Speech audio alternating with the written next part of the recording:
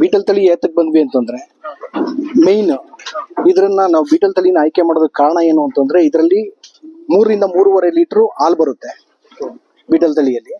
ಇದು ಮಾಂಸದ ತಳಿ. ಹಾ, ಸುಮಾರು ವರ್ಷಕ್ಕೆ 65 ರಿಂದ 70 kg ಮಾಂಸ ಬೆಳವಣಿಗೆ ಆಗುತ್ತೆ. ಇದೆಲ್ಲ ಬೀಟಲ್ ತಳಿ. ನಾನು ಆಗ್ಲೇ ಹೇಳಿದ್ನಲ್ಲ ನಿಮ್ಗೆ ಹಡ್ಡರ್ ಕ್ವಾಲಿಟಿ ಅಂತ. ನೋಡಿ ಹಡ್ಡರ್ ಈ ತರ ಇರಬೇಕು.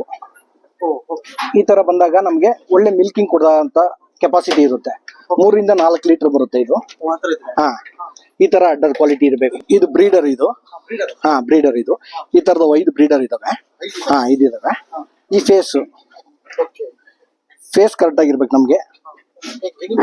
ಅಲ್ಲ, ಇದು ಹೌದು, ಇದನ್ನ ಗಿನಿ ಮೂಗು ಅಂತಾರೆ ಕೆಲವರು, ಬಟ್ ಇದನ್ನ ರೋಮನ್ ನೋಸ್ ಅಂತ ಕರೀತಾರೆ. ಇದ್ರಲ್ಲಿ ರೋಮನ್ ನೋಸ್ ಕರೆಕ್ಟ್ ಆಗಿರ್ಬೇಕು. ಇದೆಯಲ್ಲ,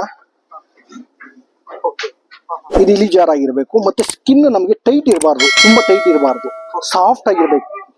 ತುಂಬಾ